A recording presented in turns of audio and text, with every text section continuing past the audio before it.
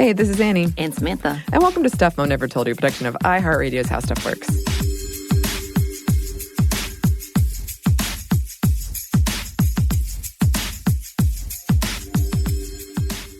Today, we are tackling a topic that I think a lot of you probably are, familiar with. Right. Because we were just discussing before we started, there's so many podcasts. So many podcasts. Dedicated to serial killers. Yes. Yes, and even some two female serial killers. Right. And I was so excited when we were talking about, it's Halloween time. We need to do things. And I'm like, well, one of the things I'm interested in are female serial killers because I find it fascinating.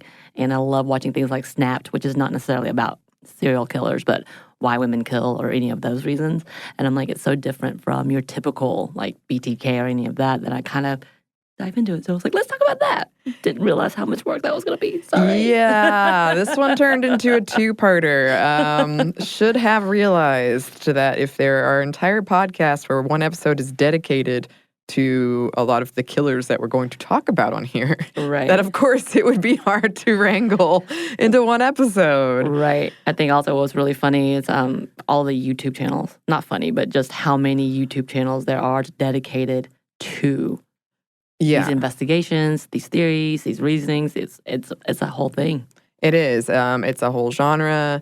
It is extremely popular among some people. I actually am not.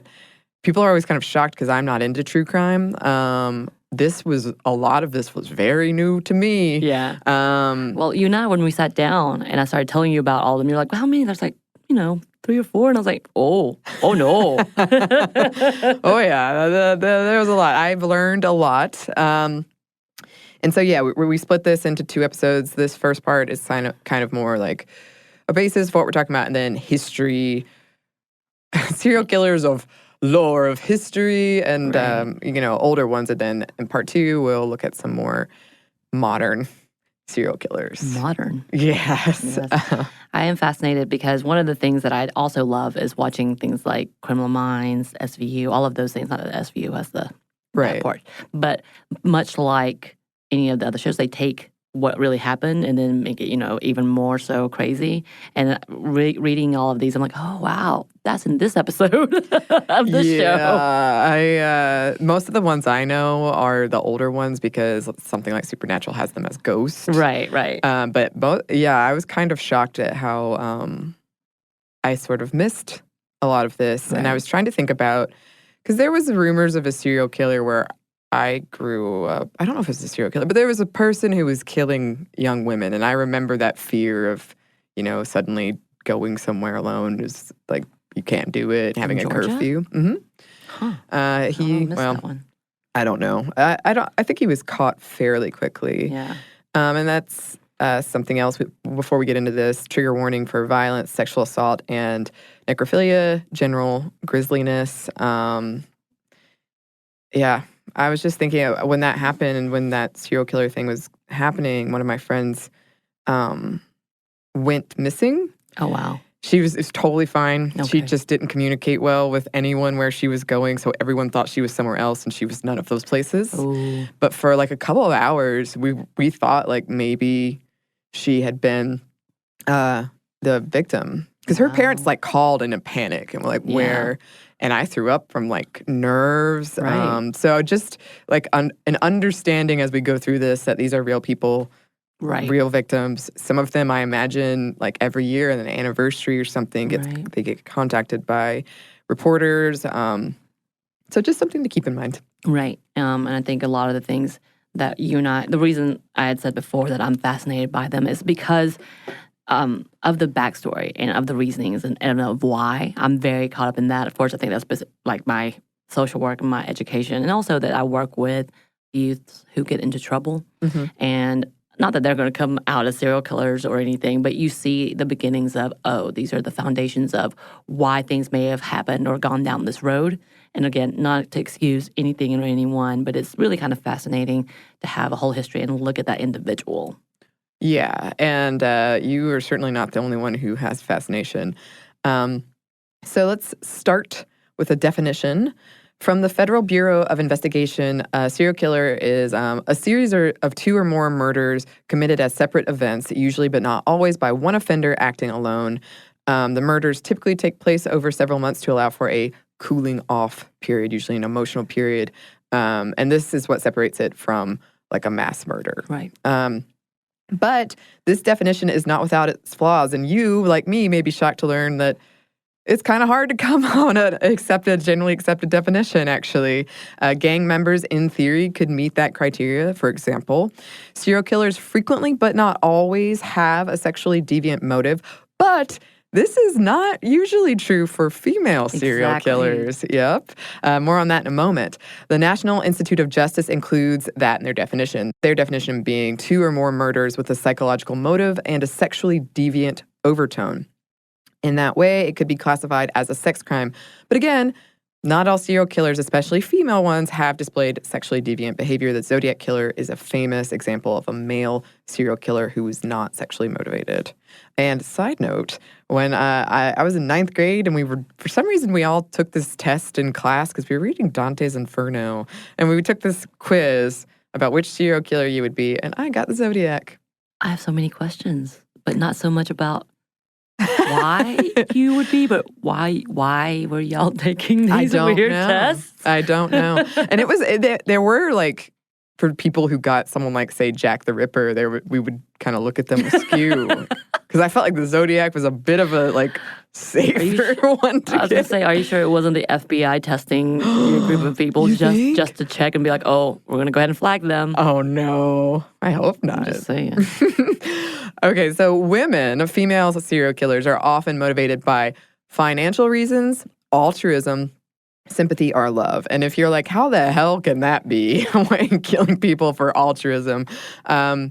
We do have a lot of examples of that in these episodes. And it could be something like killing a baby who, in the killer's mind, has no future. Right. So although I imagine it's simple enough to remember a time in your life when you, in passing, thought about killing someone or hurting someone because they had done you wrong or they'd done someone you love wrong. But you didn't do it, but you had the thought. Well, it's kind of like, I just recently read, I think it was a tweet that said, if you haven't at least thought about killing your significant other at least once, you didn't truly love them. That was one. And then also I married an axe murderer. Love that movie. Have you seen this movie? No. Son of a biscuit. Okay. It's Mike Myers, one of his first movies. Okay. He's in bed with his wife at that point, and she's like, it's so intimate. We're so close that I could just kill you at any moment. Like, he freaks out because obviously at the beginning, the whole synopsis of the movie is that, is she a killer or whatever? Okay. But I thought it was really kind of funny. I'm like, oh, yeah, like you have to really trust that you're not going to get that other person. Well, that's one thing I was thinking about when I was researching this, because again, this is all pretty new to me. Because you always hear they seem so normal, they fit in, all those things. But for a lot of these cases, maybe the person did seem normal unless you were like the authorities, because a lot of them could have been caught like way earlier, and that surprised me because I always heard that kind of trope like, oh, they're so normal. I would never would have guessed it. That's still there, but a lot of them had run-ins with the law, like got arrested for something very similar, were called in, like social services was called in. That kind of blew my mind. Well, some experts think that there's not, or there shouldn't be, a strict definition, but rather a prototype and varying degrees to fitting that prototype. Yeah. Serial killings are about as old as humanity is, our dark shadow haunting all corners of the world where people reside. I did read something, I wasn't able to verify it, but I did read that there are more serial killers in the United States. They are relatively rare, though, making up less than 1% of murders annually. And on top of that, only 15% of that 1% are female or estimated to be female. So that's about 1 in 6 serial killers is female. Despite, or maybe because of, the small percentage, we humans have a morbid fascination with serial killers. This is from an official FBI report on serial killers. Quote, "There is a macabre interest in the subject. in the topic that far exceeds its scope and has generated countless articles, books, and movies. This broad-based public fascination began in the late 1880s after a series of unsolved prostitute murders occurred in the Whitechapel area of London. These murders were committed by an unknown individual who named himself Jack the Ripper and sent letters to the police claiming to be the killer. The report even cites Silence of the Lambs as kickstarting our kind of cultural interest in serial killers, or like re-kickstarting it, and goes out on to point out that the media's portrayal of serial killers causes confusion about what is a serial killer, what constitutes a serial killer. And the FBI, in this report, they go through some of the resulting pervasive myths point by point. So a big one is not all serial killers are loners. A lot of them have families and or are very active in their community. Not all serial killers are white males. A lot of them are, but not all of them. Not all serial killers are sexually motivated. Not all serial killers travel by interstate. Serial killers can stop killing, the myth being that they can't stop, but they can. Serial killers are either insane or evil geniuses. Actually, they usually have average IQ. They're not one of those things, which is what we typically see in the media. Right. Mm-hmm. So a long-held myth has been that women can't be serial killers. Even seasoned FBI agents and detectives have made that claim fairly recently. An evolutionary psychologist at Penn State Harrisburg, Marissa Harrison, posits we don't want to believe or just plain don't believe that women are capable of such horrendous things. But history has shown us that women can be serial killers. This disconnect means that women get away with their crimes for twice as long on an average as men. Harrison conducted a study on 64 American female serial killers who were active between 1821 to 2008. She looked at their demographics and found that on average, in their 20s or 30s, an average intelligence, a Christian, middle class, and married. The total body count for these women are 331 people, which is pretty impressive. More than half of those victims were children, and about a fourth were the elderly or already ill. Harrison's analysis also found female serial killers were more likely to kill someone they knew, like 90% of the time. Wow. As opposed to the strangers often targeted by male serial killers, 85% of the time, men hunt, women gather, to oversimplify. And then female killers more frequently used poison as their method of choice and were often employed in caregiving field. Many had suffered physical and or sexual abuse and primarily were white women. So that means I'm safe? Yeah, right? No? I might not kill you? I don't know. Of the two of us, I don't know. I think you're more likely to be the serial killer. It's going to what movie you watch, I guess. And even in the media, nicknames for women are gendered, whereas the media nicknames for men generally are more indicative of the brutality of their crimes. Right. And we have plenty of horrific examples of female serial killers throughout history. And we'll get into some of them after a quick break for a word from our sponsor.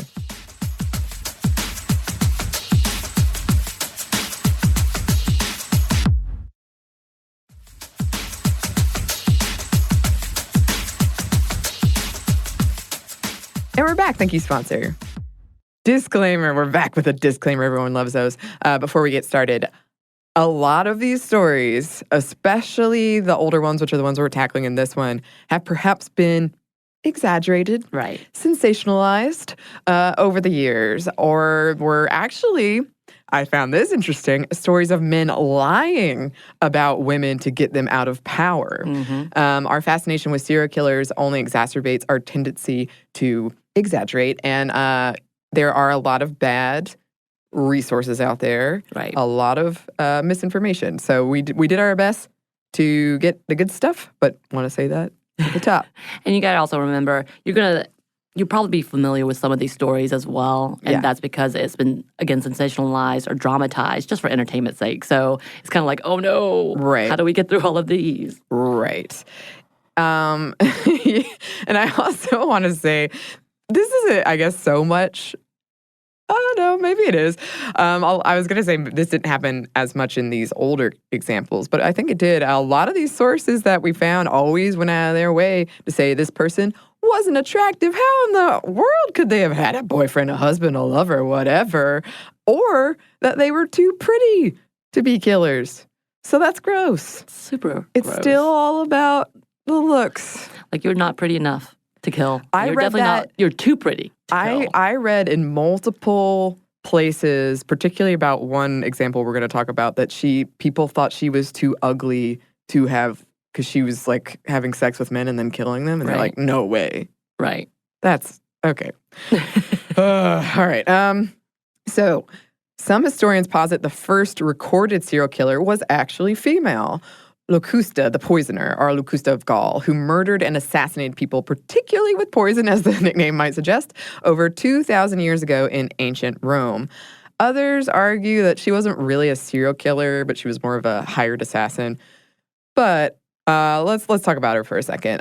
Nero's mother, Agrippina the Younger, employed her, Locusta, as an assassin for hire. Legend goes that she was assigned to the poisoning of Agrippina's husband, Emperor Claudius, and members of the imperial family so as to make a path for Nero to rise up the ranks. Locusta was arrested for her role in Emperor Claudius's death, but Nero overturned her death sentence and got her out of jail and appointed her as the official poisoner of the imperial Roman court. The official poisoner. Dang. Yeah. I guess she got paid to do what she loves. She did, and she also opened a school to teach others the art and science of poison. The knowledge she passed on may have led to over 10,000 deaths. With Nero's blessing, she experimented on animals, criminals, and slaves. Historians suspect she also murdered and molested children using their blood for alchemy. She was described as possessing titanic cruelty. She was publicly executed in 69 CE after Nero killed himself with one of her poisoned daggers, and the new emperor condemned her to death. A widely popular but most likely untrue story is that she was raped to death by a specially trained giraffe and then torn apart and devoured by wild animals while an enormous crowd looked on. That is what, if you type in her name, will come up. A giraffe. So warning about that one. I've never heard of Nope. any use of giraffe as Me either. an execution tool. I have not either. That's why I have my doubts. But ancient Rome was up to some not so great stuff. One of history's most infamous and notorious female serial killers is Elizabeth Bathory, the Hungarian countess that is believed to have tortured and killed upwards of 650 teenage female peasants between 1585 and 1610. And this is one of the ones that you and I was talking about as one of the big examples. That number has never been verified and was a number an eyewitness reported seeing in a diary, but then that diary has never been found, so who knows? Her family owned Transylvania, and they were an interesting bunch of people. They were. One of her uncles introduced her to Satanism at a very young age, and an aunt did the same for sadomasochism. So what a great family. Records indicate that she witnessed the torture of peasants by her father's officer as a child, including one account of a peasant being sewn into a dying horse's stomach and left to die. Ugh. It must have been really small. I guess so. No? Or maybe just contorted. You're right. She herself was prone to fits of rage. By the time she married Count Nadasti, she had begun torturing servant girls, and after the count died, she began kidnapping, torturing, and killing them. It was widely believed she ate the flesh and bathed in the blood of her victims in hopes of holding on to her youth.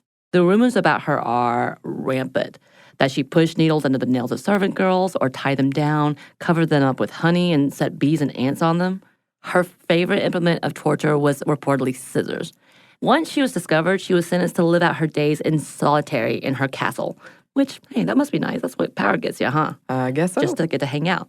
But she was actually walled in, and some stories claiming she only had slits for food and water and air. Yeah. So I guess it had to be pretty dark. After only 3 years, she died in 1614. She's known to some as the Blood Countess. Worth mentioning, some historians believe that all of this was politically motivated slander spread by her relatives to get a hold of Elizabeth's land, and so that King Matthias II would not have to pay back a debt that he owed her family. Basically, she was a powerful, wealthy woman with strategic land, and so men in power sought to ruin her and take her wealth. Hey, Annie. Yes? Did you know you can actually visit her castle today? Well, I do now. And you can purchase the Bathory blood wine. I wonder what kind of grapes they use for that. I think it's a Pinot Noir. Pinot Noir. I think so. But yeah, if you look up female serial killers, a lot of times she's listed as one of the most prolific in history, like female or otherwise. But a lot of historians think this was rumor. Really? And it was to lock her in the castle so that she wouldn't have power. Money. And yeah, from what I understand, she was kind of the beginning of how Dracula began. Yeah, she's thought to be one of the inspirations for Bram Stoker's Dracula. 18th century Russian noblewoman Daria Nikolaevna Saltykova is believed to have killed over 100 servant girls by beating and torturing them. She was well connected and widowed at the age of 26, making her the wealthiest widow in Russia at that time. She had a nice property that she inhabited with 2 of her sons and over 600 serfs. For a while, nothing seemed amiss, and she was somebody well respected. She donated to churches and charities, but after a love affair ended with her lover leaving her for another woman, a younger woman, Saltykova apparently started to take her anger out on unfortunate serfs, primarily young women. She killed women and children, throwing them out in the cold, pouring boiling water on them, breaking their bones. At first, complaints about her actions were ignored because she was so well off and her victims so poor. But eventually, the protest of grieving families grew too loud to ignore, and she was charged with the murder of 38 women. And then 2 serfs escaped the estate in 1762, and they bought a petition for Empress Catherine II, who ordered an investigation. She was found sane and unremorseful. This is Saltykova, not the Empress Catherine II. Right. Saltykova was sentenced to a civil execution at Moscow's Red Square, which consisted of a public beating and then an hour spent with a sign chained around her neck that read, "This woman has tortured and murdered." She spent the next several years living in complete darkness in a convent basement. Only for meals was she granted some light in the form of a candle. She was eventually transferred and died in 1801 after 33 years. Civil execution. Yeah. That's an interesting I guess it's like they killing your reputation. Yeah, which I would think just by being convicted. Yeah, but they wanted to have a whole public thing for it. I guess it was like their form of Twitter. Yeah, I mean, as Lauren, also, my friend, coworker Lauren often says, there was no Netflix back then.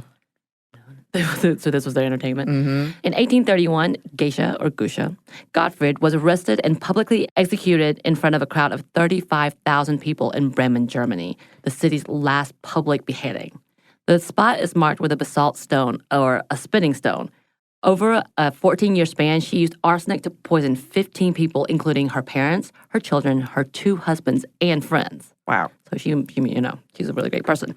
Some speculate that she had Munchausen syndrome by proxy. She was well-liked, and before she was found out, she was actually known as the Angel of Bremen. They used her death mask, or as Annie, you just explained to me, was what? So it's this obsolete pseudoscience that... where they would try to predict mental traits based on the bumps on your skull, among other things. So they used hers to try to predict female criminology. Female patterns. And also just want to mention, because I've never heard of this before, but that spitting stone thing, that's literally a place where locals spit. That's what it sounded, yeah. So I'm thinking they used that so they could spit on her blood, essentially. Yeah, and you can visit this stone. It's still there. And I was looking at the tourist thing, and it said, "Don't be alarmed if you see locals spitting on the ground at this one spot. It's our spitting stone." So we need to start going ahead and planning our next trips to all of these different places.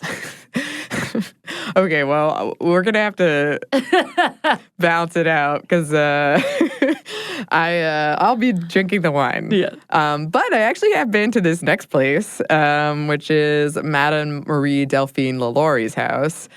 So yeah, that's who we're talking about. Many of you may know this one from American Horror Story, or perhaps from a ghost tour you've taken in New Orleans. Madame Lalaury was a slave owner of a massive plantation, and a socialite who threw these huge, lavish parties. She married 3 times. Her first 2 husbands died. Her third husband was a doctor named Leonard Lalaury. Rumors persisted of Madame Lalaury's cruelty to her slaves, but these rumors remained unsubstantiated. One man, afraid of Madame Lalaury's punishments, flung himself from a 3rd-story window, a window that remains cemented shut to this day. Another girl, Leah, who was whipped after brushing Lalaury's hair too hard, also jumped from a window or maybe fell. Some people witnessed Lalaury burying her body. So these 2 instances, there is a lot of lore about Madame Lalaury. These 2 are the ones that most of historians agree Actually happened. Right. So Madame Lalaury was fined $300 for burying this body and had to sell off 9 of her slaves, but she just got her family to rebuy them and then give them back to her. And the authorities looked the other way. I think they kind of knew that was happening and just didn't really Right. care enough to do anything. In 1834, a slave of Madame LaLaurie's chained to the stove set a fire in the hopes of killing herself. When authorities arrived to the scene, they found this elderly enslaved woman chained to the stove, and she informed them that she had started the fire to end her life because she had been told she would be taken to the attic, and no one returned from the attic. And also, there was a lot of neighbors kind of gathering at this point because they'd seen Madame LaLaurie collecting like furs and jewelry or items, but not really caring about her slaves that were in this house. And they were wondering, like, where are they? So, of course, the authorities went into the attic, and what they found was horrifying. Slaves were chained with spiked iron collars, clearly tortured, and in many cases, their skin had been flayed. There's so many stories. This is one of the things where people aren't really sure because as time went on, they got more and more grotesque. Accounts tell of slaves with limbs missing, still alive, or missing their tongues, mouths sewn shut, one slave's skull being sawed off with a spoon in his brains. Another reportedly had her legs and arms broken and reset to resemble a crab. Yet another was wrapped in her own human intestines. Slaves in cages, corpses and body parts littered about, a bucket of heads, a woman whose skin had been peeled off in spiral patterns so as to resemble a caterpillar. Some sources claim that there were only a handful of victims. Others claim that there were over 100. And it's really hard to separate rumors and all the things that were sensationalized over time from fact. But yes, the records seem to indicate, for sure, there were slaves in the attic, and that they had been tortured and chained with inward-facing spiked collars. Outraged by these heinous acts, or maybe just the fact that she left her slaves in the attic to burn in a fire, a mob of 4,000 people formed to find Madame LaLaurie, but she was nowhere to be found. The story goes that she escaped with her slave car driver, fled to Paris. A plaque in the St. Louis cemetery asserts that she died in Paris. Some believe she faked her death in Paris and returned to New Orleans to live out her life, something she never actually left New Orleans. In New Orleans lore, she is known as the Savage Mistress. So, like all the other names on this list, fascination has led to a lot of dissection and speculation of her story and her motives. Some posit that her husband may have been the main culprit, driving her to violence and committing a lot of it himself as demented medical tests. In some tellings, he was experimenting with Haitian voodoo potions in the attempt to make slaves more docile. Others' versions say that the 1771 murder of Madame LaLaurie's uncle by slaves, along with Haitian slave revolt and her experience during the 1811 slave uprisings in New Orleans, led to a general atmosphere of increased tolerance of violence against slaves, even though Louisiana, in theory, had one of the only laws in the books to prevent cruelty against the enslaved, and that all of these events had a huge influence of LaLaurie's behavior. Over 100 slaves were beheaded as a result of the 1811 uprising, which is a lot. Yeah. Their heads were put on display and their corpses hung from the city gates. Some historians claim that unfortunately and disturbingly enough, slave owners were so terrified of their slaves killing them in their sleeps, the spiked iron collars were not actually unusual, especially in rural parts of Louisiana. However, that kind of brutality was not as common or perceived as acceptable in New Orleans, which is probably why such a large mob formed after discovering what Madame LaLaurie did. When English writer Harriet Martineau arrived to New Orleans in 1836, details of it became murky, more embellished, giving birth to the legend of the gory ghost story that is Madame LaLaurie. Yeah. Yeah, that one is one of the ones I am familiar with. And speaking of ghost stories, I have another one I'm familiar with. But first, we're going to take a quick break for a word from our sponsor.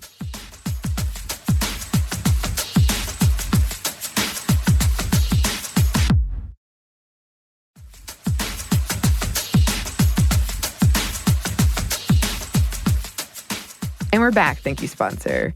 And we're back with Lizzie Borden. Yes. Yes. So there is a kind of rhyme about her. Lizzie Borden took an axe, gave her mother 40 whacks. When she saw what she had done, she gave her father 41. Right. So yeah, in the 1890s, Lizzie Borden allegedly killed her father and stepmother with an axe. Her family was well off, and Lizzie was an unmarried 32-year-old Sunday school teacher. One morning when her father returned home, Lizzie informed him that Mrs. Borden, Her stepmother, whom she did not get along with, had left the house. He went into the living room to sit on the sofa. The maid was not feeling well and retreated to her room to lie down for a bit. She awoke to Lizzie screaming that her father was dead. His face was horribly bashed in and disconfigured. Sullivan, the maid, ran to get a doctor.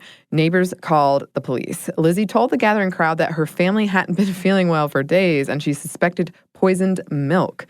Her story has since become quite exaggerated and the stuff of nightmare legend. But, okay, when the doctor arrived, the maid went upstairs to check for Mrs. Borden and found her dead in a pool of her own blood.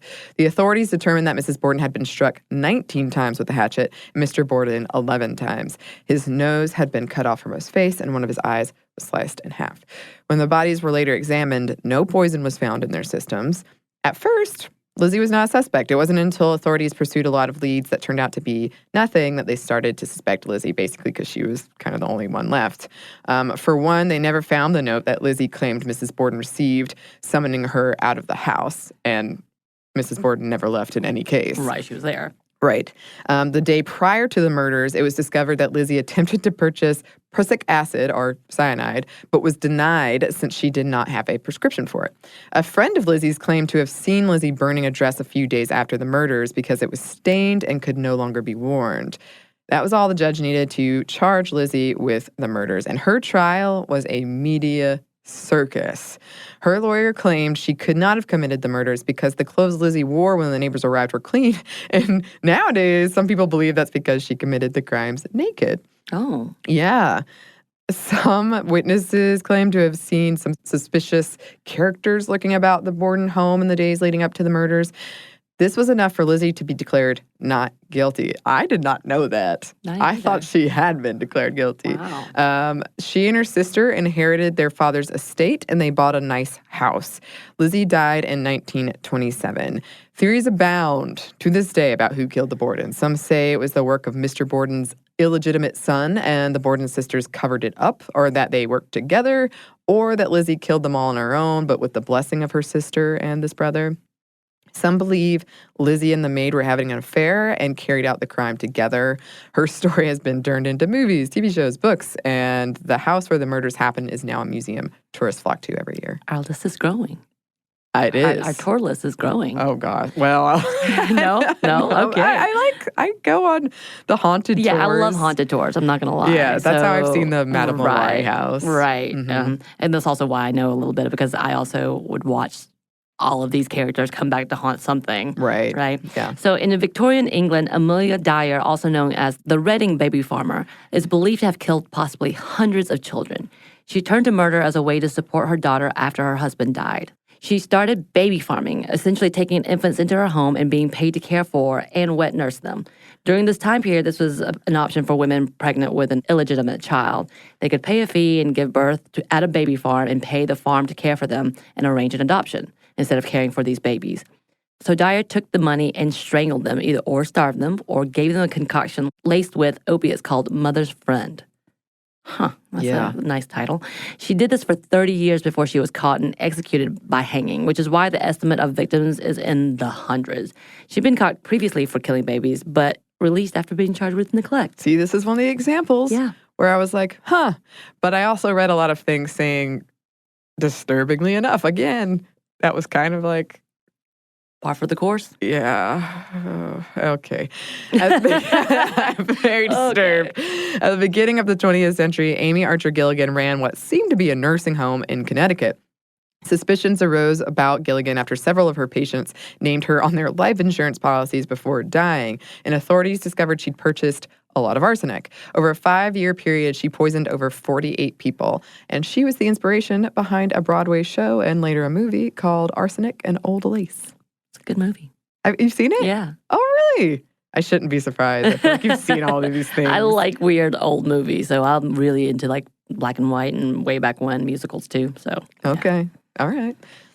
Victorian American Belle Gunness began her killing spree in Indiana by murdering her husband the day of 2 overlapping life insurance policies. She then drew men in with newspaper ads describing herself as a comely widow, and it also said triflers need not apply. So as to kill them after marriage or taking out, well, definitely after taking out a life insurance policy. I guess the marriage wasn't always the case. Mm-hmm.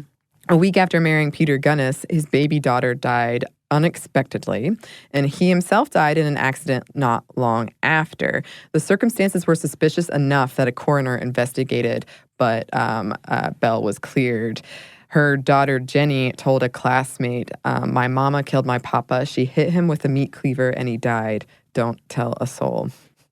Poisoning and bludgeoning was Gunnis's MO, and her kill count is estimated to be over 40.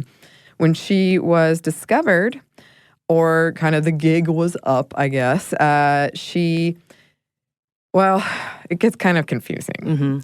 But some people think she faked her own death by setting a house fire, but not before killing her children and leaving their hacked up bodies in their beds to make it more believable. Right. But some people think that the farmhand did it. He set the house on fire, and that's certainly what people thought at this time, because there was a body found of a female headless corpse, who people assumed to be Gunnis. So there was this trial about the farmhand, because, they discovered 11 bodies in the hog pen, including Gunnis's foster daughter. So there was this trial about the farmhand. He was generally accepted to be the killer, but he claimed Gunnis did it, and that Gunnis framed him. She was compared to Lady Macbeth. Her home was called a horror farm or a death garden, and up to 20,000 people visited the farm in a single weekend, kind of during this whole time period, because there was so much media coverage of it. And vendors there sold ice cream, popcorn, and an item called Gunnis stew. Yummy. Yes. Prosecutors in this trial for the farmhand argued that Gunnis had, quote, engaged in the wholesale slaughter of humanity. When investigators realized that the headless body of the woman they assumed to be Gunnis was in fact not her, a panic spread. Sightings of her were reported everywhere. And there has been some semi-recent updates to this one because in 2008, forensic anthropologists found this body who they think was Gunnis, or maybe not Gunnis, but they tested the DNA and they compared it to samples Gunnis had left on a postage stamp. And the results were inconclusive. Of course. Right. But in 1931, there was another woman who was awaiting trial for poisoning a man named Esther Carlson. Ooh. And some people suggest that was Gunnis. So, yeah, rumors abound about her. She looked a lot like Gunnis, and she had a photo of 3 children that looked like Gunnis's children, and was about the same age. And same MO. Same thing, poisoning. Yeah. So we may never know. So in Europe in the 1920s, Dagmar Overbau's job was taking care of children born outside of wedlock, once again. But she instead strangled, drowned, or burned them. She is estimated to have killed up to 25 children. Allegedly, she was only found out when a woman changed her mind and went back for her baby, and Overbau couldn't tell her the address where she asked where the child would be placed. The case drew so much publicity and details were so horrific, her home country of Denmark changed some of their child care laws. At the time, Denmark did not put our women to death, quote unquote. Yeah. So they changed it to execute her? No, they just changed the child care laws, but that's just what they said. They would have put her to death, but yeah. So that is some examples from the past, from like the far back past. Far back past. And it brings us to the end of this, our part 1 look at female serial killers. But we do have a part 2. Yes. We have a lot more to say. And you can catch that in the coming days. Well, I don't know when you're listening to this. It could be any time. But in the meantime, we would love to hear from you if you have thoughts about serial killers or why we are so fascinated with them. Or if you have more details that we may not know about. Or a serial killer we missed. You can email us at stuffmediamomstuff@iheartmedia.com. You can find us on Twitter at momstuffpodcast or on Instagram at stuffmomnevertoldyou. Thanks as always to our super producer, Andrew Howard. Thank you, Andrew. And thanks to you for listening. Stuff Mom Never Told You is a production of iHeartRadio's How Stuff Works. For more podcasts from iHeartRadio, visit the iHeartRadio app, Apple Podcasts, or wherever you listen to your favorite shows.